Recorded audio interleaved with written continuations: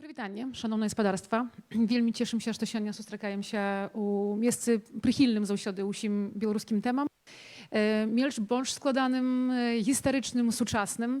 І вельмі цешуся, што сёння з намі ёсць госць для нас цікавы з перспектывы і навуковай, але таксама і даследавання гісторыі нас, як беларусаў, якія жывуць тут на Беласточчыне, але таксама беларусаў, якія зараз тут ствараем на Беласточчыне адну вялікую супольнасць.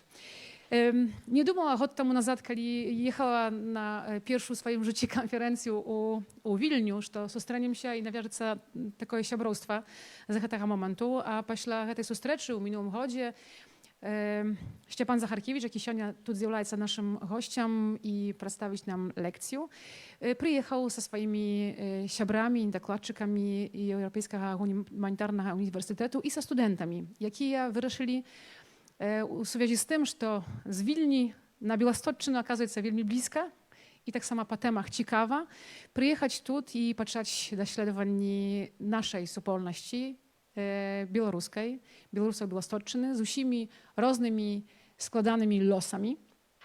І на хвалі гэтага зацікаўлення, на хвалі гэтага знаёмства і сяброўства, думаю, таксама якое будзе, напэўна, таксама мець свой працяг. Сустракаемся сёння і паслухаем лекцыі пад такім жа загалоўкам, як ззаду бачыце. Думаю, што нам самім тут, па-першае, беларусам, якія нарадзіліся на Беласточчыне, вельмі цікава, як у гэтых дыскурсах бачыцца наш беларускі сусвет, але таксама вельмі цікава, што навукоўцы самыя, якія проста з перспектывы Беларусі цікавяцца тэмамі агульнабеларускімі, таксама як бачаць, як падыходзяць да тэкстаў культуры, тэкстаў гістарычных і што з гэтага атрымаецца і з якімі думкамі выйдзем з сённяшняй сустрэчы.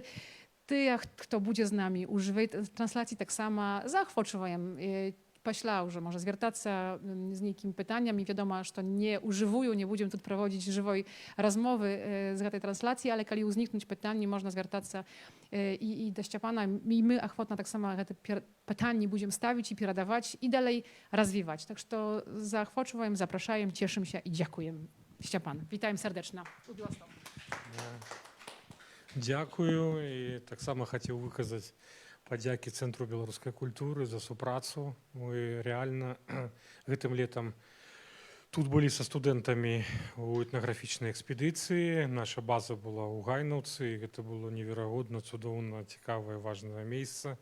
Мы збіралі матэрыялы і перадусім знаёміліся з гэтай новай прасторай, з людзьмі, і ўсё было настолькі цікава і цудоўна, што мы літаральна там праз некалькі тыдняў зноў прыехалі і ўжо аб'ехалі амаль усё Падляшша, былі там, усюль. І з гэтага ўсяго нарадзілася ідэя асэнсаваць першыя моманты, і мы пачалі гэтую працу. І вось я прадстаўляю гэтую тэму вобразы беларусаў Падляшша і рэгіёна ў этнаграфічных дыскурсах 19-21 стагоддзя. І гэта такі яшчэ агульны, такі вялікі позірк на вялікі гістарычны перыяд, але тым не менш спадзяюся, што гэта вызаве цікавасць, і мы пра гэта ўсё сёння і паразмаўляем. Пачнем з прычын таго, што я паступіў у 1995 году ва ўніверсітэт на гістарычны факультэт, і з самага першага дня у мяне былі лекцыі па этнаграфіі. Я захапіўся гэтай навукай і ўсё жыццё займаюся этнаграфіяй. Аднак, калі я прыехаў сюды, то мяне не пакідала такое пачуццё, што тэма беларусаў і беларускай культуры Падляшша, яна неяк у этнаграфіі недзе была на перыферыі, маргінэсе, нейкіх такіх прасторах, якія былі па-за маёй увагай. І я пачаў усё больш і больш пра гэта глядзець і вывучаць, і гэта прывяло мяне да вось гэтай дыскусійнай тэмы. З іншага боку, вось гэтыя хвалі мігрантаў пасля 20-го года прывялі да таго, што ў агульнаінфармацыйнай прасторы беларусаў па-за межамі Беласточчына, Беласток і Падляшша сталі узнікаць актыўней, больш, часцей, і гэта таксама актуалізавала гэтую тэму. Ну, зразумела, што вось тое, што я ўжо казаў, палявыя экспедыцыі, і мы плануем працягваць іх і рабіць гэта часцей і больш, таму што гэта неверагодна цікавая і важная для нас усіх, напэўна, тэма.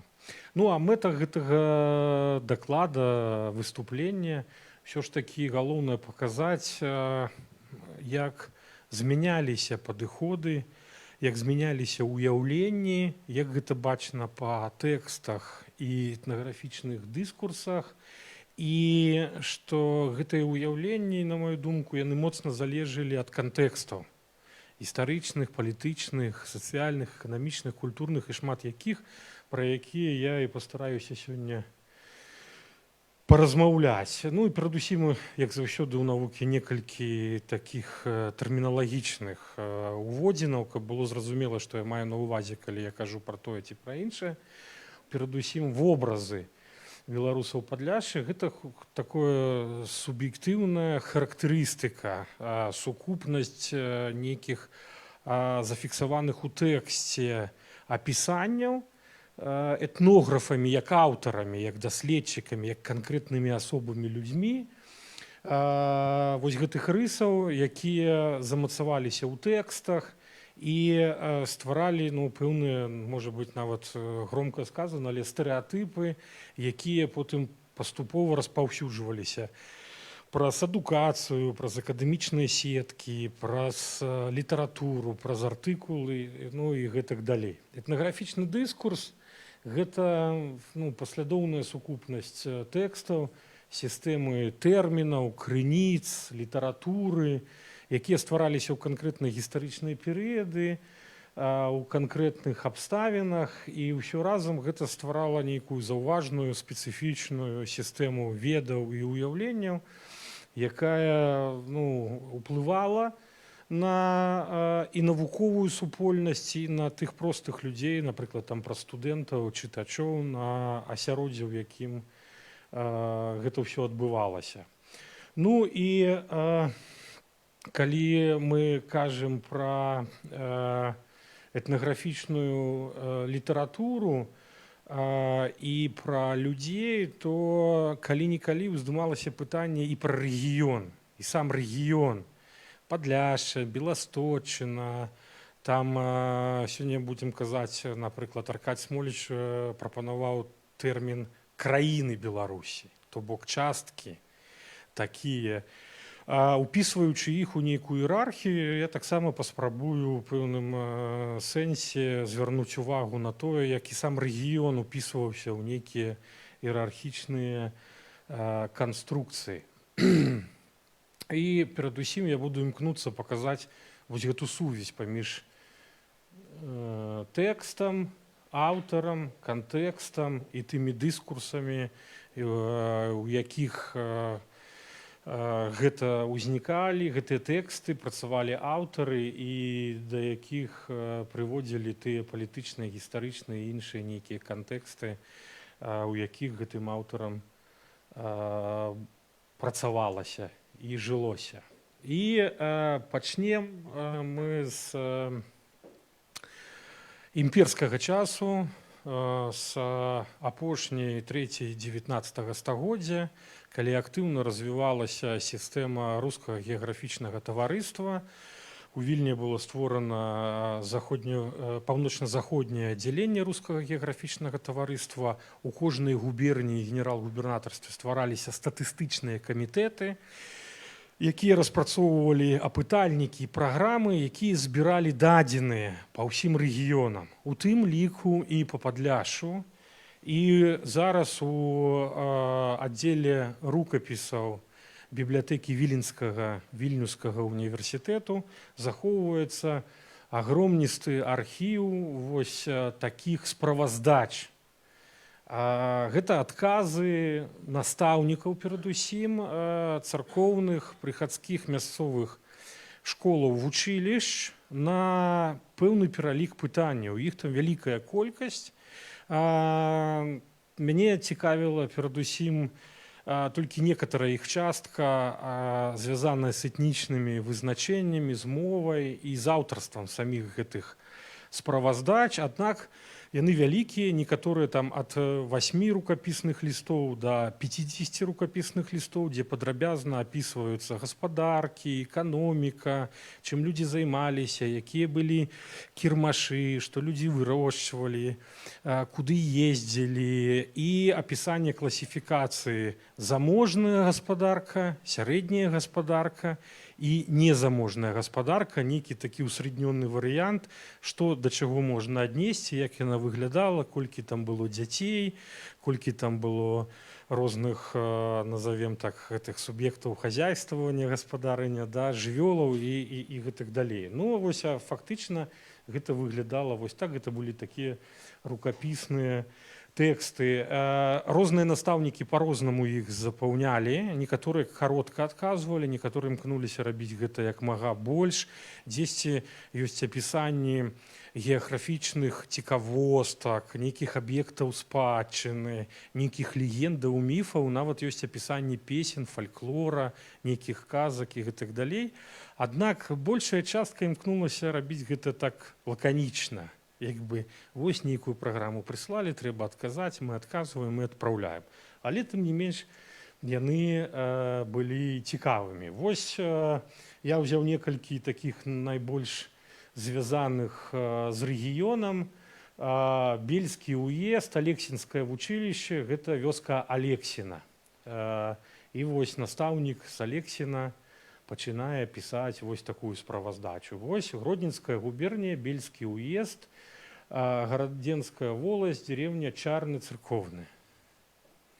Ці вось Клішчэльскае прыхадское вучылішча і настаўнік, які, бачыце, якія розныя почеркі, якія розныя зусім падыходы. І вось тут бачна, што гэта было ў 1873 годзе. Калі гаворка ідзе пра тое, як яны ўяўлялі сабе гэтых мясцовых людзей, якіх мы потым пачалі называць беларусамі, то гэта вельмі паказальна, што вось мы можам пачытаць. Людзі говорят беларускім языком. Не беларусы тут жывуць, а менавіта нейкае сярэднестатыстычнае, вельмі такое лішонае нейкіх эмацыянальных, этнічных катэгарызацый. Людзі, насельніцтва, мясцовыя жыхары, насельніцтва канкрэтных вёсак, канкрэтных мястэчак, яны ніколі ў гэтых дакументах не называліся беларусамі, палякамі, татарамі, яўрэямі, цыганамі і гэтак далей. Толькі людзі якія, вось мы бачым, людзі говорят беларускім языком. Наречие, употребляемое местными жителями. Беларускае. Аднак ёсць і іншыя варыянты. Язык или наречие, употребляемое жителями, малароссийскае. Гэта даволі такое таксама шырока распаўсюджанае, што беларускае і малароссійскае, малароссійскае і беларускае, беларускае, малароссійскае і рускае, і з абавязковым часцяком уяўленнем, што і польскае таксама. Але я яшчэ раз падкрэслюю, калі мы кажам пра імперскі, расійскі імперскі перыяд, то гаворка ідзе пра насельніцтва, пра людзей. То бок жыхароў расійскай імперіі, якія могуць выкарыстоўваць тое ці іншае нарэчие, тую ці іншую мову, але пры гэтым яны жыхары імперіі. То бок яшчэ не ідзе гаворка пра тое, што мы бачым тут беларусаў. Чаму? Таму што і самі складальнікі гэтых лістоў гэта былі дзяржаўныя служачыя. Гэта былі настаўнікі, якіх кантралявалі, якія самі былі інструментам ідэалогіі, інструментам такой імперскай палітыкі. І мы вось бачым учитель Алексінскага училища, учитель Наскович, учитель Дубичского народного училища, священник Феафіл Красковскі. Усе гэтыя праграмы, усе гэтыя справаздачы падпісаныя, і падпісаныя канкрэтнымі настаўнікамі. І гэтыя настаўнікі якраз і у гэтыя тэксты ўкладалі свае погляды настаўнікаў, як яны не былі чыноўнікамі ў тым сэнсе як бюракратамі, але яны былі такімі імперскімі субалтэрнамі, тымі людзьмі, якія выконвалі імперскія абавязкі і з'яўляліся важным інструментам правядзення гэтай палітыкі. І тут мы бачым, яшчэ раз падкрэсліваю, не беларусаў пакуль, а жыхароў расійскай імперіі у канкрэтным рэгіёне, якія маглі выкарыстоўваць ці беларускую мову, ці беларускае нарэчча, а часцяком яшчэ маларасійскае, таму што настаўнік лічыў, што гэта хутчэй не беларускае. У першай чвэрці 20-го стагоддзя у межах ужо росту нацыянальнай свядомасці, рэалізацыі ці памкнення рэалізацыі розных нацыянальных праектаў, я прапаную звярнуцца да вельмі важнай і вядомага падручніка тэкста «Геаграфія Беларусі», напісаная Аркадзем Смолічем, у якой і шмат геаграфіі, а таксама ў гэтых тэкстах шмат этнаграфій. І перадусім мы бачым вось гэтую мапу, якая неаднаразова сустракаецца па тэксту, дзе мы можам паглядзець, што які рэгіён з'яўляецца этнічнай тэрыторыяй, на думку Аркадзя Смоліча, тэрыторыі беларусаў.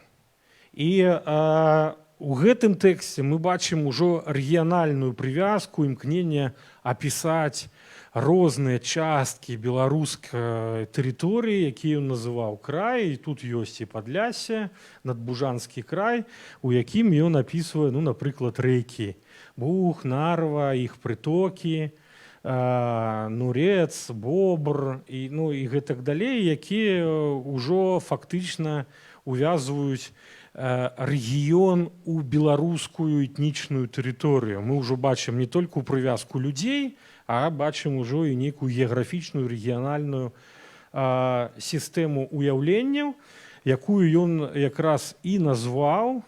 Вось Беларусь складаецца з 14 краінаў, вось, у якой існуе і пад нумарам 5 Надбужанскі край, Падляссе.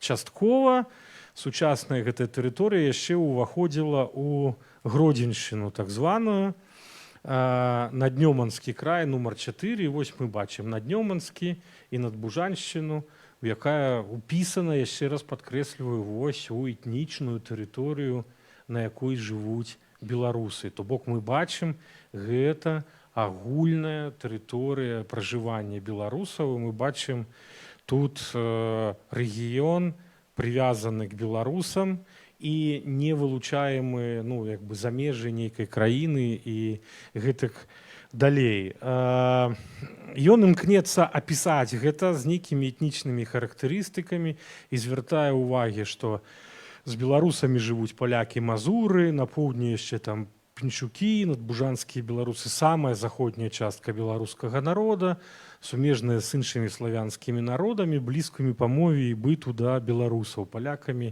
і украінцамі. Дзеля гэтага ў мове надбужанскіх беларусаў спатыкаюцца польскія, украінскія словы, і там яшчэ далей.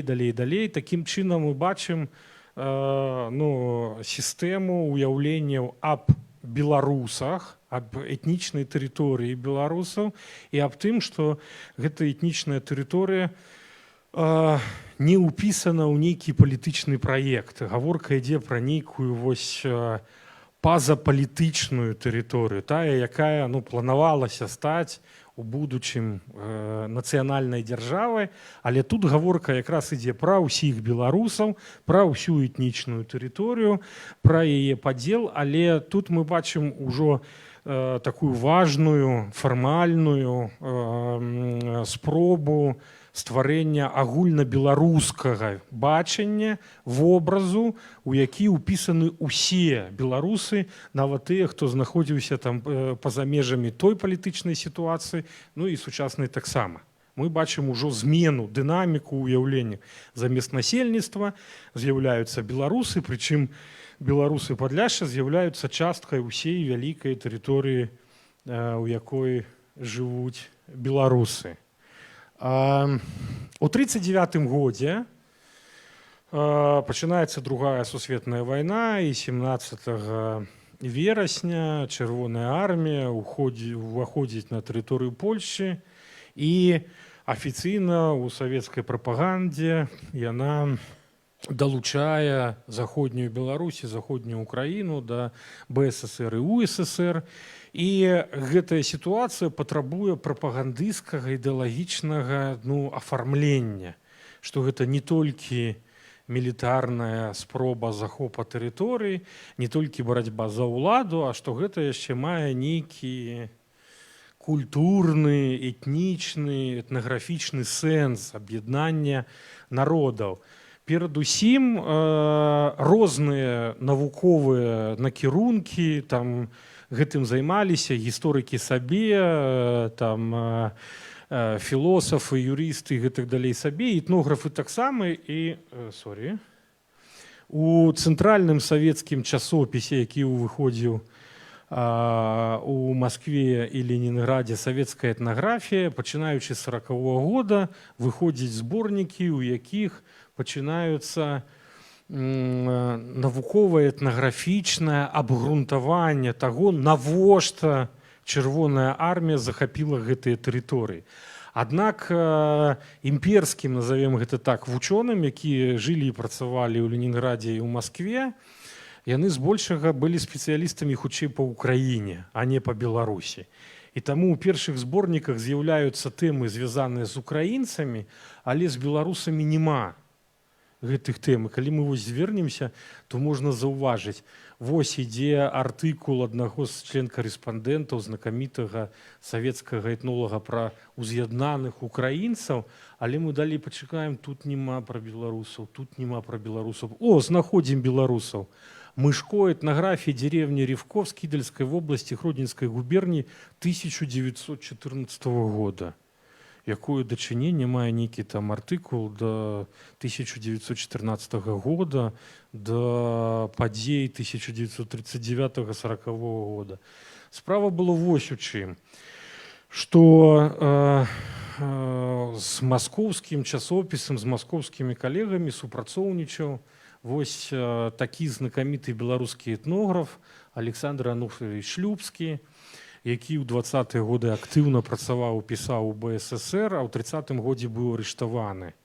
Ён атрымаў 5 гадоў ссылкі, потым яму дадалі яшчэ 3 гады, і ён правёў гэта ў ссылкі, але пасля 38-го быў адпушчаны, ён перакаваўся, хутчэй за ўсё вымушаны быў адаптавацца да тых ідэалагічных і іншых умовах, якіх ён жыў, і ён цалкам змяніў свае падыходы. Замест нацыянальна арыентаваных, беларускай мовы, асэнсавання рускага і польскага ўплыву на беларускую культуру, ён пачаў пісаць пра Энгельса, Маркса і на рускай мове. І вось у Нацыянальным архіве Рэспублікі Беларусь знаходзіцца дзіўны артыкул Александра Шлюбскага на русской мове, который называется «Этнографический очерк Западной Беларуси». Калі яго прачытаць і параўнаць з той сітуацыі, з тымі часопісамі, з тым, што ў гэтым часопісе ён раней і пазней яшчэ выдаваўся, то можна зрабіць выснову, што менавіта яму, гэтаму Александру Шлюбскаму, маскоўскія і ленінградскія этнографы заказалі напісаць такі артыкул пра захопленую і прывязаную да БССР заходнюю частку Беларусі, і ён яго напісаў. Але тэкст гэты быў па-руску, напісаны чалавекам, які пісаў усё жыццё па-беларуску. І ў гэтым тэксце мы бачым шмат беларусізмаў. Калі яго паглядзець, я планую яго там, калі будзе складуцца зорачкі, добра выдаць хутка. Ён пісаў яшчэ будучы ў расійскай правінцыі ў глубінкі, бо ён не меў магчымасці, яму было не дазволена вярнуцца ў БССР, у Беларусь. Таму ён пісаў гэты артыкул на падставе тых дадзеных, якія ён мог дастаць з бібліятэк і таго вопыту, які ён меў з 20-х гадоў. І адсідзеўшы 2 срока у ссылцы. І фактычна гэта быў тэкст, які абапіраўся на выданыя яшчэ ў расійскай імперіі этнаграфічныя дадзеныя тых імперскіх этнографаў, якія вывучалі Беларусь. І гэта былі дадзеныя састарэлыя, яны не паказвалі спецыфіку менавіта заходніх тэрыторый Беларусі. І насамрэч ён праз увесь тэкст падкрэсліваў, гэта вось выснова яго артыкула, все кратко рассмотренные данные этнографии свидетельствуют о тесной культурной связи всех частей этнографической Беларуси, которая вследствие последней европейской империалистической войны и целого ряда обстоятельств, вызванных революцией, оказалась разделенной. То бок, ён не працаваў экспедыцыйна ў заходняй Беларусі, ён не знаў канкрэтны матэрыял на месцах. Адзінае, што ён мог зрабіць, гэта выкарыстаць наяўныя ў бібліятэке старыя кніжкі і проста іх распаўсюдзіць на тую тэрыторыю, якая называлася ў той час заходняя Беларусь. Ніякай ні спецыфікі культурнай, ні моўнай, ні асаблівасці, звязаныя з жыллём, адзеннем, ежай, маўленнем, духоўнай, сацыяльнай культуры і так далей.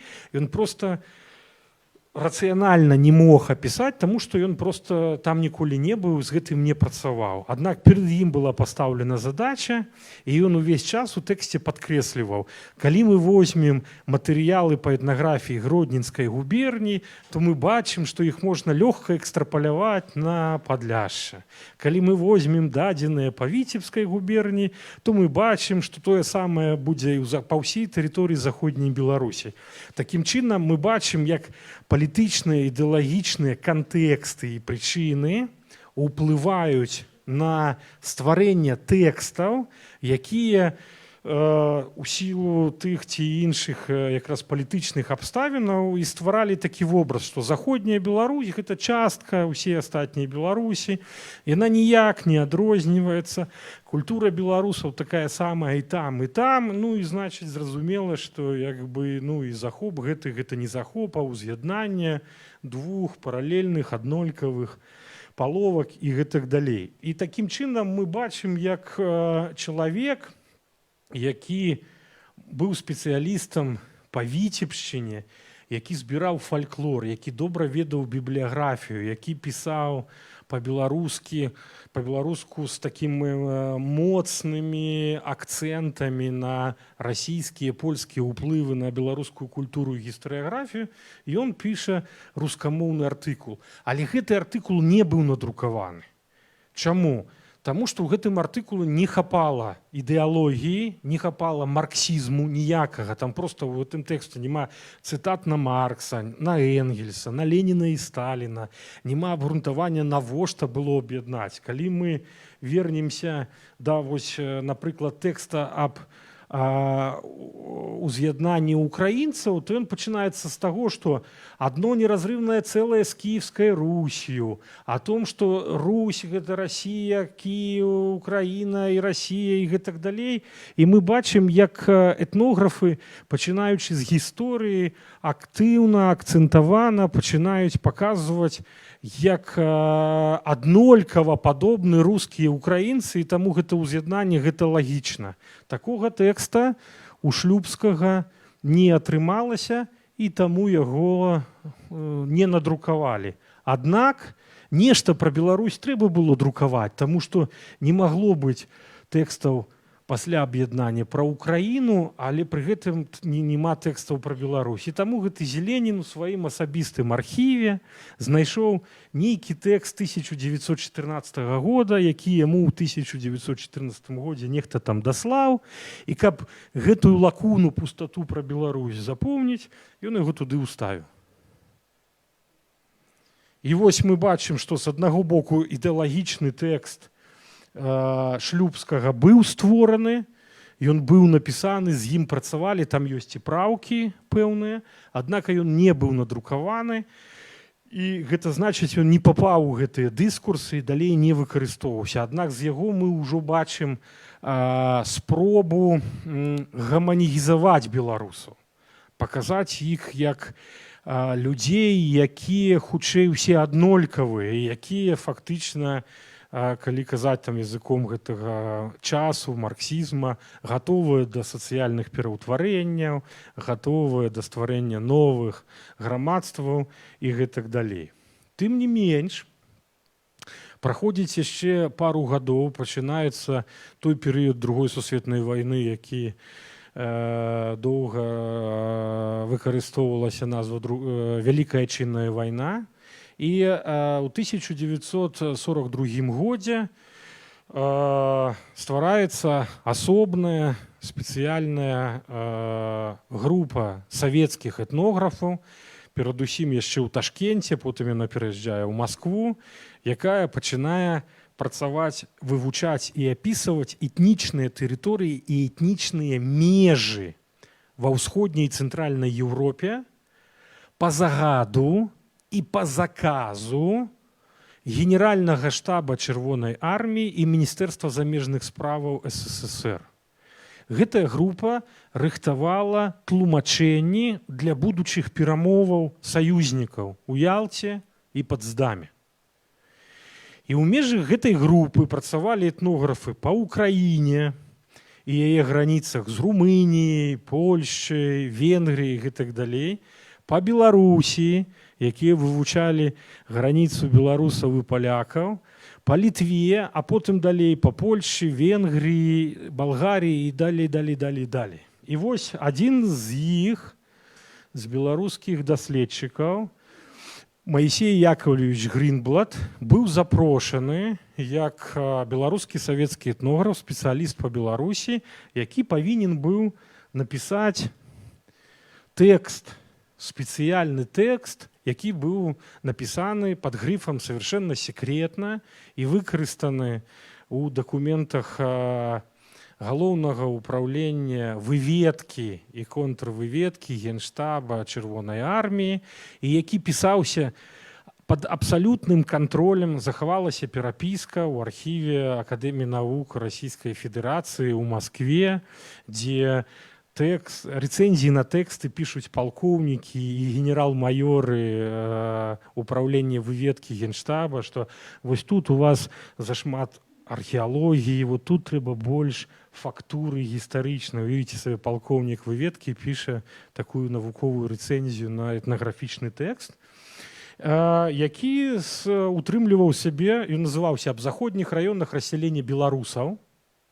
І ён уключаў у сябе некалькі раздзелаў. Гістарычная мяжа на захадзе, крайнія паўночна-заходнія раёны, перадусім раён Гродна і Аўгустоўшчына, і крайнія заходнія раёны рассялення беларусаў, быўшы Сакольскі, Беластоцкі, Бельскі ўезды, і крайнія паўднёва-заходнія раёны рассялення беларусаў Забужжя, у якіх вось Маісей Грінблат ствараў тэкст, і гэты тэкст быў створаны, набраны, і ён захоўваецца ў некалькіх архівах, у беларускім, у архіве Акадэміі навук Расійскай Федэрацыі, у архіве Інстытута этнаграфіі і антрапалогіі Акадэміі навук Расійскай Акадэміі навукі і так далей, у асабістым архіве Маісея Грінблата, хаця гэта было пад грыфам совершенно секретна, і на 120 старонках машынадрукаванага тэксту, які да сёння яшчэ не быў ні разу не друкаваны, але ў гэтым нумары беластокскай беларутэнікі, які вось павінен там у гэтым ці ў наступным месяцы выйсці, раю ўсім мой артыкул, якраз прысвечаны аналізу менавіта гэтага тэкста. Такі невялічкі, там недзе 30 старонак, можна лёгенька прачытаць сабе. Вось так выглядае частка гэтага тэксту. Асобны раздзел «Раён Гродна. Історико-этнаграфічная характарыстыка». Ён захаваўся, ёсць у рукапісных варыянтах, ён захаваўся як асобны раздзел, як асобны дакумент, і яшчэ існуе як вялікі тэкст. У чым спецыфіка і сэнс? Па-першае, гэта абсалютны тэкст такой этнаграфічнай сервільнасці. Этнографам далі заданне, этнографы сказалі «есть» і пачалі працаваць. Навошта? Все разумелі навошта, але тут навука была абсалютным інструментам. Палітыкаў, ваенных, дыпламатаў і гэтак далей. Аўтары, не толькі беларусы, але ўсе аўтары, якія займаліся сваімі тэмамі, яны цесна супрацоўнічалі з гэтымі прадстаўнікамі выведкі, генштаба, міністэрства замежных справаў. Ёсць у перапіскі намеснік міністра замежных справаў спадар Літвінаў, які пісаў «Дзякую, супер, класныя тэксты». Нам вельмі, дарэчы, уся сукупнасць тэкстаў была прадстаўлена да сталінская прэмія, але чамусьці там не атрымалася ў іх яе палучыць. Але сэнс быў вось у чым, што гэты тэкст ён меў выразную этнічную характарыстыку, тэрміналогію. Перадусім, тут выкарыстоўваліся падыходы, за якія 12 гадоў таму людзей арыштоўвалі, а потым расстрэльвалі. У гэтым тэксце выкарыстоўваюцца спасылкі на працы людзей, якія ўжо да гэтага часу былі расстраляны, напрыклад. То бок для ваенных, палітычных, ідэалагічных і мэтаў выведкі гэтым людзям можна было выкарыстоўваць гэтыя тэксты. Потым яны зноў былі забаронены. Па-другое, гэтыя тэксты абапіраліся на археалагічныя, гістарычныя і этнаграфічныя дадзеныя пераважна рускіх даследчыкаў. Напрыклад, амаль не выкарыстоўваліся літоўскія даследчыкі гэтага рэгіёну, польскія даследчыкі гэтага рэгіёну. І мэта была паказаць, як тут жылі славянскія племёны, якія потым сталі беларусамі, якія былі часткаю рускага народа і рускага племені. Вось. Прычым яно настолькі там было скамплікавана, настолькі нелагічна, таму што кантраляваліся людзьмі, перад якімі сталі канкрэтныя палітычныя задачы. Тое, што яно там нейкую логіку парушала, гэтую логіку ніхто там не будзе чытаць. Трэба было з гэтага зрабіць выціскі, зрабіць спасылкі, пакласці ў папкі і на перамовах папкі пакласці на стол, сказаць, вось у нас ёсць абгрунтаванне, гэтага дастаткова. Хутчэй за ўсё, потым гэтыя тэксты ніхто там, ні кіраўнікі дзяржавы, ні кіраўнікі дыпламаты больш ніколі не чыталі. Дарэчы, калі Міністэрства замежных справаў Беларускай Савецкай Сацыялістычнай Рэспублікі пасля вайны пачынала супрацу з польскай рэспублікай о вызначэнні межаў паміж Польшай і БССР, гэты тэкст быў заказаны, фельд'егер з Мінска прыехаў у Маскву, ёсць справаздача пра тое, што фельд'егер распісаўся за тое, што тэкст быў узяты, і частка ёсць справаздача, што быў тэкст вернуты назад без копіі, бо гэта быў грыф совершенно секретна, аднак гэты тэкст, адзін экземпляр гэтага тэкста захоўваецца ў фондах Міністэрства замежных справ БССР у Нацыянальным архіве Рэспублікі Беларусь.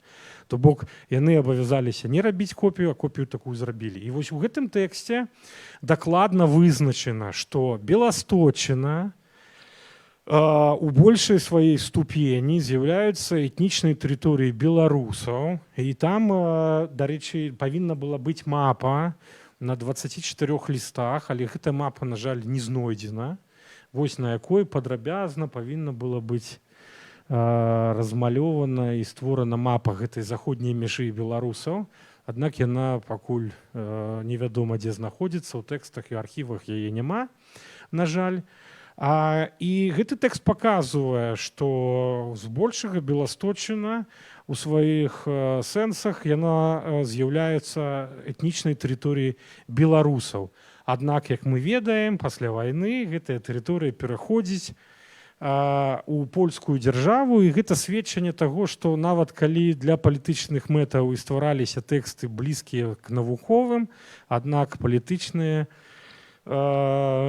кантэксты былі значна больш важнымі, і таму тэрыторыі маглі абмяняцца ў нейкіх там палітычных ідэях. І мы дакладна бачым з гэтых тэкстаў аб тым, што гаворка ідзе пра спецыфічную тэрыторыю, якая мае крыху іншую гісторыю, якая звязана і з палякамі, і з балцкімі племёнамі, і з Літвой, у яе сучасным на той момант культурным і этнічным кантэксце.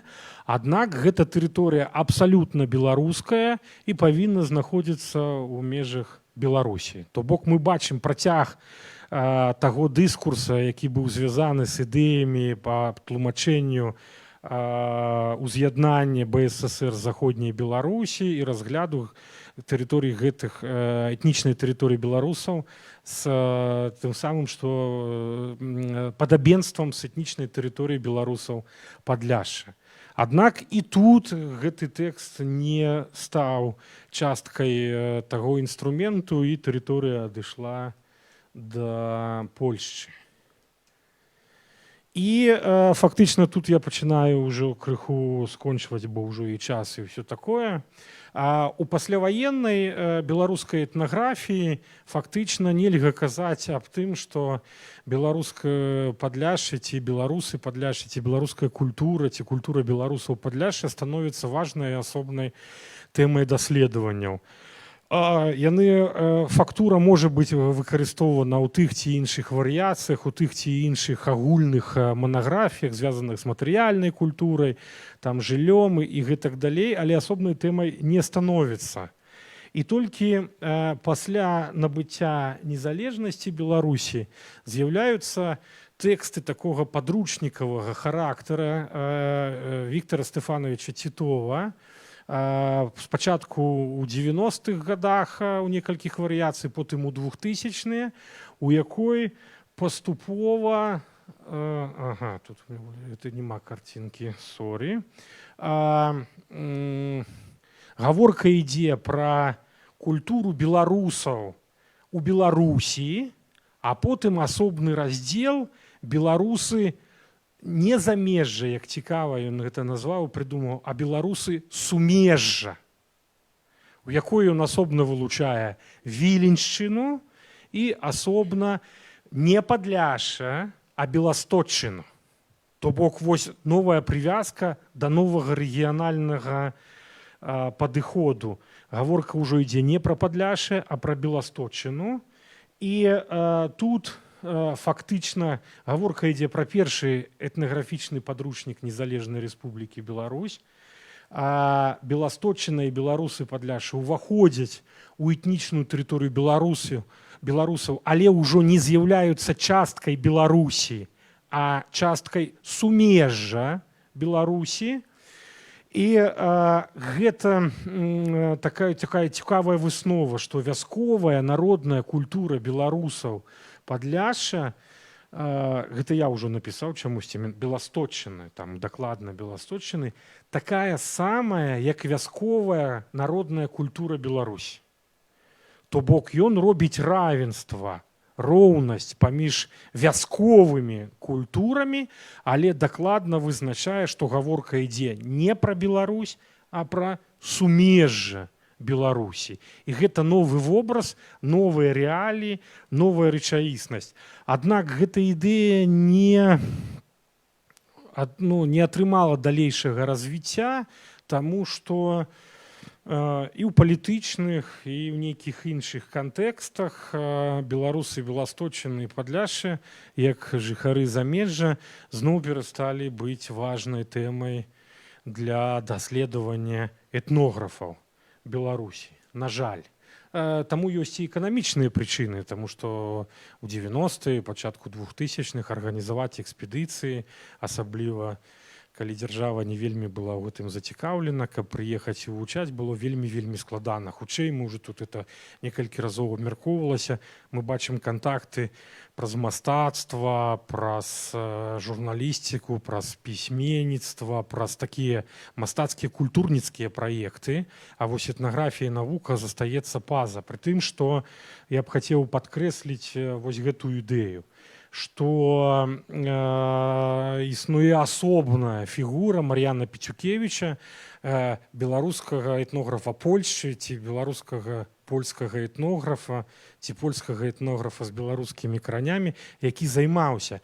Але напрямую упісаць яго ў беларускі этнаграфічны дыскурс даволі складана, пры тым, што існавала вялікая перапіска, пра яго ведалі, ён усіх ведаў, людзі кантактавалі, але тым не менш, ну, напрыклад, прямых такіх сувязяў у тэкстах этнаграфічных менавіта ў Беларусі гэта не заўважалася. Гэта былі асабістыя кантакты асобных даследчыкаў. І фактычна я б хацеў звярнуць увагу на тое, што вось гэтая вытворчасць этнаграфічных ведаў і вобразаў, гаворка ідзе менавіта пра стварэнне, пра тое, што аўтары, якія гэтым займаліся ў пэўных кантэкстах, стваралі пэўныя вобразы, канцэпты і ідэі, яна знаходзілася, гэта вытворчасць, пад уплывам палітычных ідэалагічных фактараў заўсёды. І гэта вельмі прыкра, таму што сітуацыя ў Беларусі часцяком палітычная мянялася нават там праз дзесяцігоддзі, і гэта прыводзіла да зменаў ці ўвогуле знікнення інтарэсаў у вывучэнні гэтага рэгіёна, гэтых беларусаў і гэтай культуры гэтых беларусаў, назовем гэта так, на жаль. І лакуна ў постсавецкі перыяд пачала запаўняцца, але хуткія палітычныя змены прывялі к знікненню вось і гэтай цікавасці, інтарэсу. І я спадзяюся, што мы гэтую лакуну зараз зноў будзем запаўняць і трансфармаваць. Дзякую, калі ласка, я упісаўся ў 50 минут.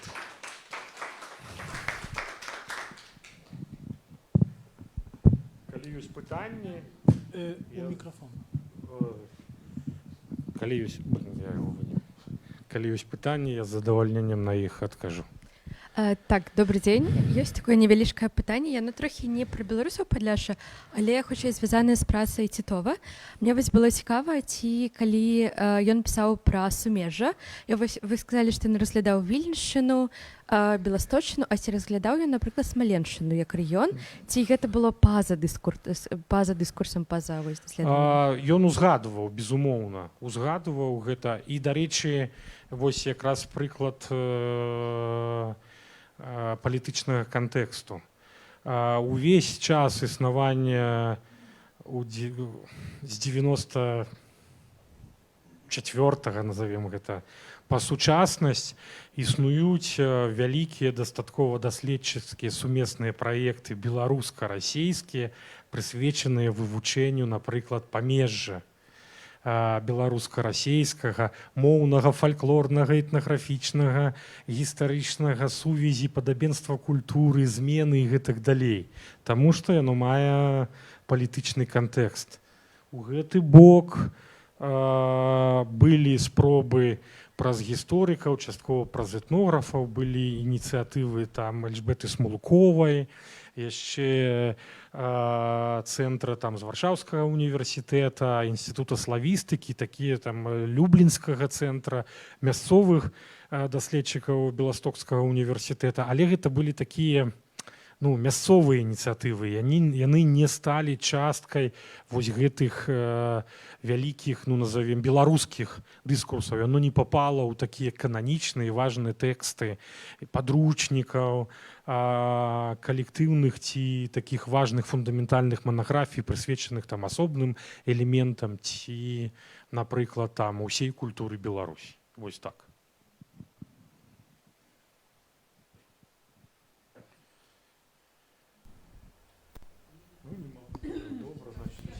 Ага. А скажите, калі ласка, а ці выкарыстоўваліся даследчыкамі матэрыялы этнасу рассялення вось беларусаў мы называем зараз, тады ліцвінамі называліся нашы продкі, так? Ці выкарыстоўвалася гэта ў 20-х годах, 30-х і далей? Глядзіце, па-першае, калі я правильно вас зразумеў, напрыклад, у 10-е, 20-е, 30-е гады, а могуць нават яшчэ і 40-е, 50-е, 60-е часткова, гады 20-го стагоддзя, тэма этнагенезу, этнічных тэрыторый, яна была хутчэй зманапалізавана, назовем гэта так, гісторыкамі. Гэтым займаліся гісторыкі. Яны выкарыстоўвалі гістарычныя крыніцы, яны выкарыстоўвалі там апісанні, дакументы, розныя крыніцы гістарычныя, якія дазвалялі праглядзець, убачыць некую этнічны складнік, звязаны, і прывязаць яго да тэрыторыі. То калі гаворка ідзе ўжо пра этнаграфію, то яна працуе з жывымі матэрыяламі. То бок першапачатковыя этнаграфічныя дадзеныя пачалі так ці інакш збірацца ў 19 стагоддзі, хутчэй у другой яго палове. Прычым іх якасць і крытычная ацэнка яшчэ да канца не завершана, таму што ў 19 стагоддзі гэтым займаліся імперскія чыноўнікі. Тых, каму ведам, там Нікіфароўскі, Шэйн і гэтак далей, гэта былі людзі, якія мелі пасады ў сістэме адукацыі расійскай імперіі. Яны мелі сур'ёзны статус і ўзрост.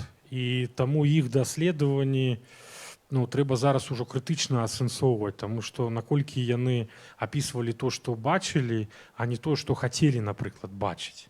А часцяком мы зараз выкарыстоўваем іх крыніцы, нібыта іх тэксты як крыніцы, нібыта там прапісана праўда. А фактычна, вось тут цудоўна недавно выйшаў літаральна там пару дзён назад украінскі часопіс гістарычны адзін з, дзе апісваецца, асэнсоўваецца ідэя крыніцы уніі сойму люблінскага, які падпісваў унію. І там выкарыстоўваецца такая цікавая метафора. Чыімі вачыма мы глядзім на люблінскі сойм? І вось калі мы бярем этнаграфічныя тэксты 19 стагоддзя, цікавае пытанне, якое мы павінны сабе задаць. Чыімі вачыма мы глядзім на культуру беларусаў вось у гэтых тэкстах? І толькі размаўляючы пра 19-е, у пэўным сэнсе і 20-е стагоддзі, этнографы пачынаюць гэта размаўляць. Таму, калі мы кажам пра тое, што было крыху раней, гэта гісторыкі і археолагі. Гэта крыху іншая сфера, іншыя накірункі, і там свае метадалогіі, свае падыходы. Я тут не гатовы тлумачыць, на жаль. Не адчуваюся ні археолагам, ні гісторыкам такім прямым сэнсе. Ой, прабачце. Pierwsze pytanie, na czym zaraz zaśrodzony etnografy u samej Białorusi, kali jest u was takie wiedy, jakby czym zajmują się, co im ciekawe zaraz. A drugie pytanie, u kontry daję tego pytania, co wam, jak etnografam, ciekawe zaraz na Białostoczni, kali już pociekawili się tej terytoriej, tak samo rozdzielnej, żorstka od Białorusi. Jakie baczycie tu temy dla was ciekawe, czym będziecie zajmować, u jaki bok będziecie podawać ze swojej tutaj ciekawności do Białostoczni? To bok вы просите, каб мы раскрыли карты, да, такие, хоба, да, все козыри. Не, все козыри мы не раскроем. Что тычыцца этнографаў у Беларусі, я, на жаль, уже там давно не знаходжуся, але раю частка тэкстаў ёсць у электронке заўсёды. Вось зараз выйшла новая кніга, ідзе прэзентацыя спадарыні Ольгі Лабачэўскай, кніга пра абыдзённікі. Гэта просто неверагодна. Я просто толькі бачу па водгуках сваіх калегаў і ўсім раю, калі будзе магчымасць гэта паглядзець і пачытаць. Перадусім, яны працягваюць займацца вывучэннем, просто гэта, напэўна, зрабіць складаней. Не ведаю, не гатовы я пра гэта распавядаць, але ведаю, што зараз будзе выходзіць хутка англамоўны нумар у Інстытуце этналогіі і антрапалогіі Польскай акадэміі навук, беларускі нумар, дзе на ангельскай мове 12 тэкстаў беларускіх аўтараў. Я редактор, всім раю, яны ў адкрытым доступе будуць там літаральна праз пару тыдняў, і там можна пачытаць і пра межы, і пра межы падчас вайны, і пра розныя пытанні, звязаныя з жанчынамі, жаночай культурай, ролю жанчын у мясцовых, рэгіянальных, лакальных супольнасцях, іх важную ролю, якую раней мы так не бачылі, не асэнсоўвалі, ну і іншыя фальклорныя аспекты, новыя аспекты, і гэта класная штука, ўсім раю. Што датычыцца планаў картаў, тут іх вельмі шмат і розных. Ну, па-першае, гэта тое, што мы зараз пачынаем казаць па-за антрапацэнам. Беласточчына — гэта неверагодная прырода.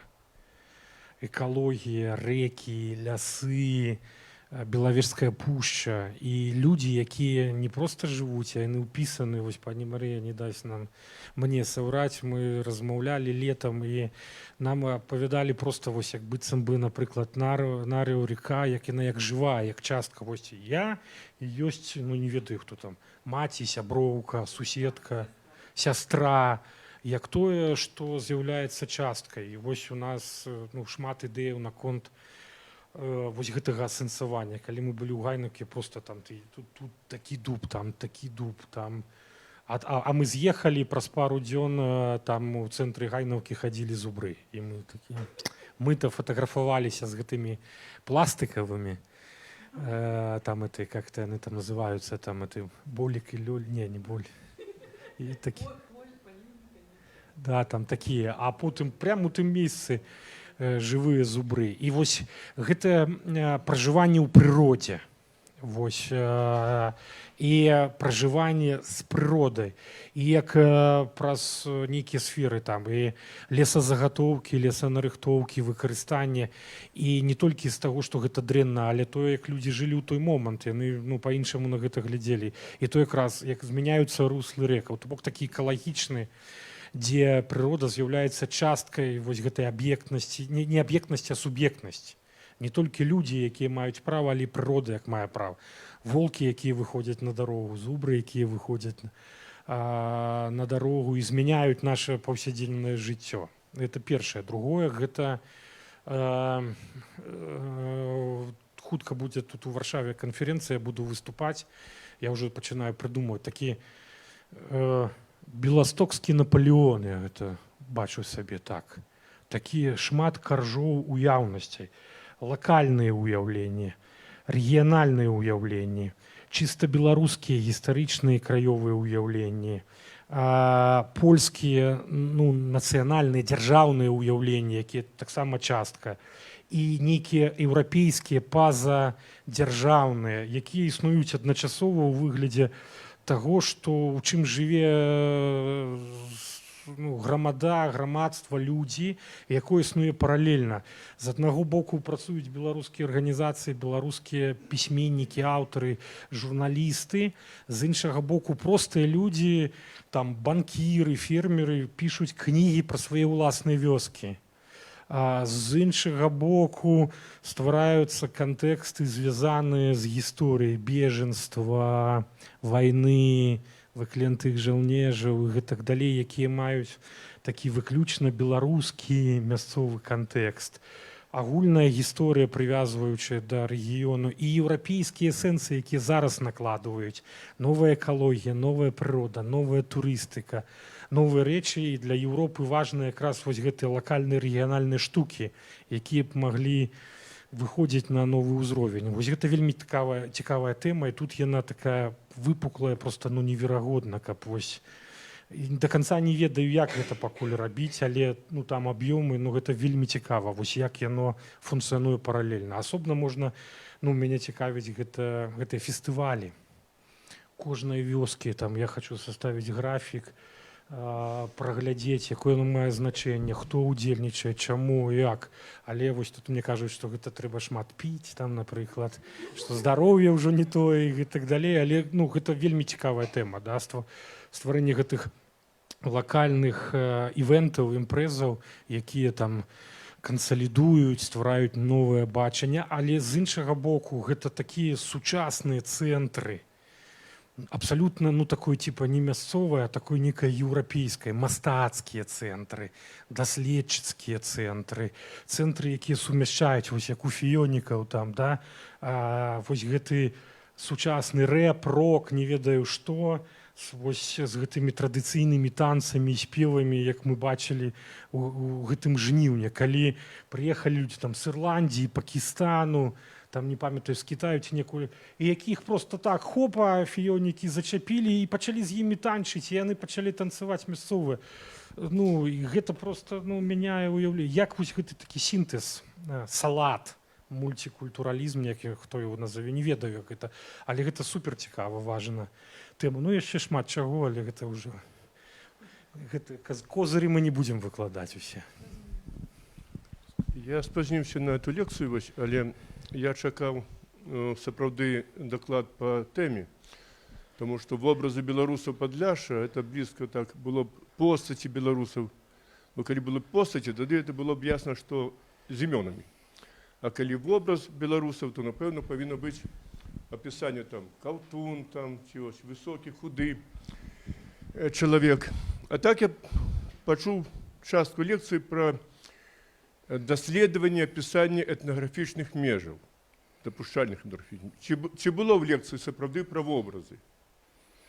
Ну, мне, конечно, падаецца, што было. Магчыма, не было такіх канкрэтных апісанняў, таму што я браў такі агульны вобраз праз больш чым сталецце, і таму засяроджвацца на такіх апісаннях не стаў. Яны, безумоўна, ёсць, і іх вельмі шмат у гэтых тэкстах, а мяжа тут узята перадусім таму, што большая частка тэкстаў, яно якраз прысвечана вызначэнню гэтых межаў. І мяжа хутчэй як такі крытэрій, як сістэма, праз якую можна ўбачыць адрозненне гэтых ад тых і праз якую выкарыстоўваецца вось гэта асэнсаванне. То бок не пра мяжу шла гаворка, а часцяком менавіта мяжа станавілася той тэмай, дзеля якой гэтыя тэксты паўставалі. Вось чаму гэтая мяжа, яна пастаянна там узнікала, таму што ну, яно заўсёды так і ёсць, там замежжа, мяжа, і гэта заўсёды станавілася такой важнай тэмай. Навошта павінны былі быць этнографы ў той час? Менавіта для гэтага. Гэта быў такі палітычны інструменталізм. І ў Расійскай імперыі, ў Савецкім Саюзе. Толькі з пэўнага моманта мяняецца роля і вага этнаграфіі, а потым этналогіі ў гуманітарных навуках. Пэўны момант увогуле і яна павінна была знікнуць па ідэі некаторых там у 30-е годы палітычных навуковых палітыкаў, назовем гэта так. Таму тут не пра апісанне канкрэтных вось гэтых характарыстык, хаця я іх яшчэ раз падкрэслю. Дарэчы, калі казаць пра вось гэтыя крыніцы Расійскай імперыі, то две рэчы, якія вельмі характарыстычны для Беласточчыны, прапісаны, тое, што вырошчвалі, гэта бульба і табак. Амаль усюдзе падкрэсліваецца, што вырошчвалі бульбу і вырошчвалі табак, вырошчвалі бульбу, вырошчвалі табак. Такой, і яшчэ раз. Ну, нешта такое, але гэта якраз тут я пісаў артыкул пра бульбашоў як катэгорію, катэгарызацыю, чым выкарыстоўваюцца тэрміны. І вось бульбашы гэта такая вельмі зразумелая, распаўсюджаная катэгорія, якую самі беларусы выкарыстоўваюць для апісання сябе, катэгарызацыі сябе. І вось, ну, хутчэй за ўсё, калі браць гэтыя гістарычныя кантэксты, то хутчэй гэта, ну, бачна там, што гэта бачылі іншыя. Ну, а так, апісання ўнутры шмат, але фармат гэтай сустрэчы не... Але я буду пісаць пра гэты артыкул, і ўжо там я мушу развярнуцца, і там будуць ужо канкрэтныя апісанні, звязаныя з канкрэтнымі тэкстамі. Вось так.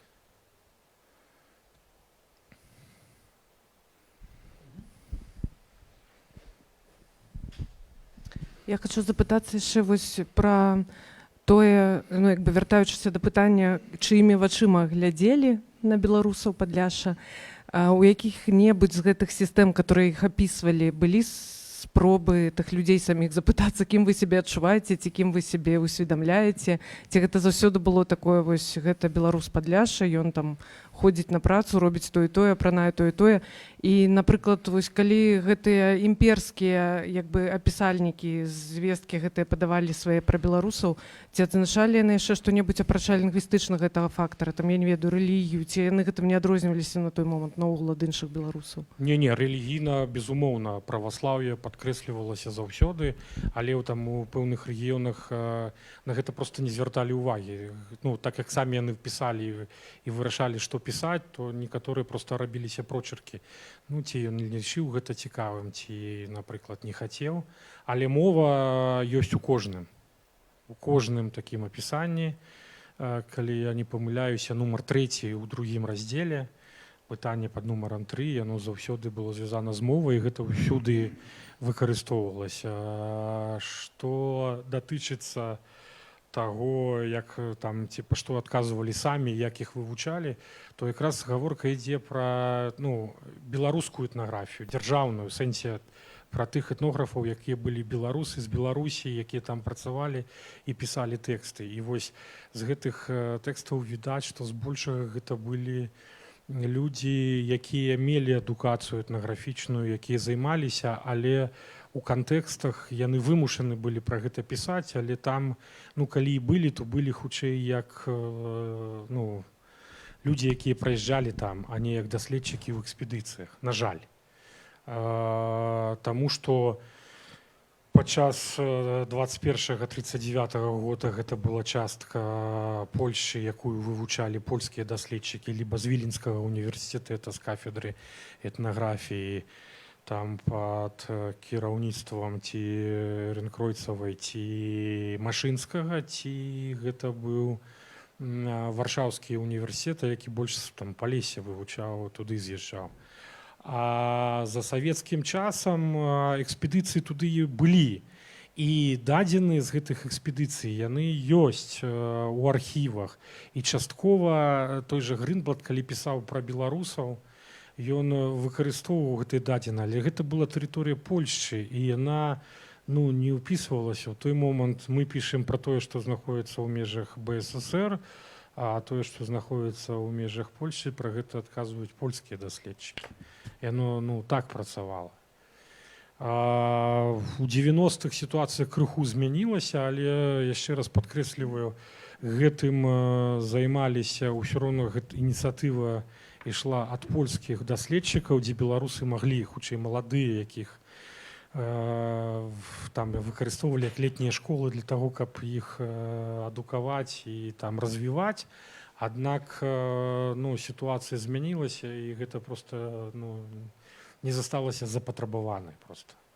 Для... Ну, а потым і фактычна і польскіх этнографаў у першую сэнс цікавіла, напрыклад, палякі Беларусі, а не беларусы Польшчы, ну так гэта назовем. І, ну, каб было зразумела, адна з маіх каліжанак, калі мы вучыліся ў аспірантуры, яна замацавала за сабой тэму, абрала беларусы Польшчы, прычым абмяркоўвалася гэта якраз як тэма беларусы Польшчы. Хаця, ну, зразумела было, што калі мы кажам пра беларусаў Польшчы, хутчэй за ўсё гаворка ідзе пра, ну, канкрэтны рэгіён. Аднак, ну, пры абмеркаванні, наколькі я памятаю, не ўзнікла там пытання, чаму Польшчы можна ўзяць канкрэтна і вось гэта вывучаць, і гэтая дысертацыя не была напісана і рэалізавана у якасці, ну, асобнай доктарскай, кандыдацкай на той момант. Вось так.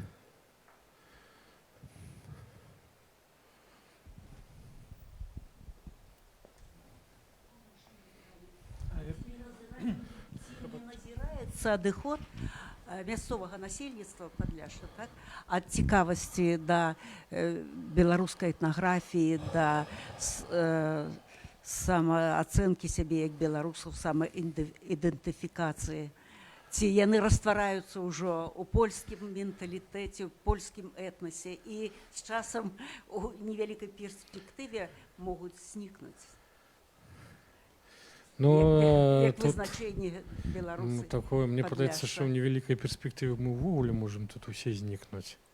Такое ёсць апасенне. Што датычыцца, гэта такі глыбокае пытанне, якое хутчэй я тут хітрю зараз, да, пытаюсь так выкруціцца, каб не прямо вам адказваць, честна скажу. Гэта такое пытанне для цэлага даследчага інстытута ці цэлай серыі асобных навуковых канферэнцый і тра-та-та. Ну, мы тут яшчэ мала працуем самі ўласна, але я бачу, што зразумела ідуць працэсы, яны ўсюль ідуць глобалізацыйныя, я б хутчэй іх назваў, гэтыя працэсы, якія больш заўважныя, мне падаецца, якія выкарыстоўваюць новыя формы, новыя ідэі. Зразумела, што мы бачым гэты статус беларусаў, ён ну, такі менш важны, чым статус паляка. Але тым не менш, калі мы там са студэнтамі вось у Гайнаўку прыехалі, адразу ўсе ну, ад нас там шарахаліся ў пэўным сэнсе як ад чужых. Але калі мы там пабылі некалькі днёў, калі і студэнты і мы пахадзілі па вуліцах, паразмаўлялі па-беларуску громка, людзі прыслухаліся, людзі прызвычаіліся, убачылі, што мы не такія страшныя і дзіўныя. Мы пахадзілі там туды, у такія месцы, адкуль разыходзіцца інфармацыя, у музей, у бібліятэку, у цэнтр сацыяльнай дапамогі, у мясцовую школу. І паступова і людзі пачалі падыходзіць да нашых студэнтаў на вуліцы і пачыналі з імі размаўляць ужо па-мясцоваму, па-беларуску. А мы хадзілі, напрыклад, да людзей ужо такога сур'ёзнага ўзросту ў цэнтр сацыяльнай дапамогі, якія адразу аднекваліся. Але потым, калі пачулі, хто мы, адкуль мы, што мы хочам, аб чым паразмаўляць і гэтак далей, то яны ахвотна пачалі пераходзіць, і ў пэўныя моманты аказалася, што з тых, хто не, я не разумею тут па-беларуску, ці мы толькі гэта. Вдруг аказалася, што ўсе цудоўна разумеюць, усе гатовы размаўляць, і гэта паступова мяняе сітуацыю. Просто з гэтым трэба працаваць. І мне падаецца, што гэты працэс больш складаны. Ён не такі, што да, знікаюць, не знікаюць, да, з'яўляюцца ці не, ну а словы такого плану, типа там самасвядомасць, менталітэт і гэтак далей, яны вельмі туманныя, іх вельмі цяжка ухваціць. Нельга падысці да чалавека і сказаць, якая у вас самасвядомасць? Быстро мне откажи. Звание, полк, батальон і самасвядомасць. Людзі ну, на гэта не адказваюць. Гэта трэба шукаць іх і праз гэтыя вось практыкі, паўсядзённае жыццё, нейкія вось гэтыя івенты, мы гэта можам убачыць. І мне падаецца, што тут яно складаней, ну і гаворка ідзе пра дзяржаву, якая існуе, функцыянуе, развіваецца, польскую, якая таксама аказвае ўплыў. І гэта і пазітыўна, і негатыўна, як усюль. Але ж ёсць і цэнтры, ёсць гэтыя фестывалі, ёсць івенты, ёсць кнігі, ёсць шмат чаго. І мы сёння зайшлі, я ўжо там яшчэ новенькіх панакупляў, якія проста прадаюцца ў шараговым кніжнай краме, у гандлёвым цэнтры. І гэта сведчанне таго, што працэсы хоць і ідуць, але яны ідуць у розныя бакі. Але гэта яшчэ трэба вывучаць.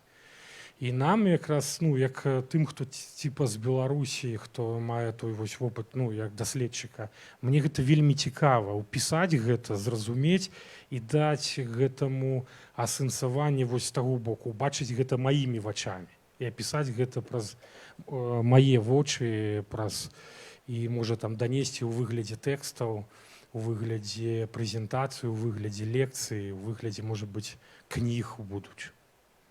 Вось я б так гэта назваў. Да, ось там яшчэ там хочацца. Калі ласка.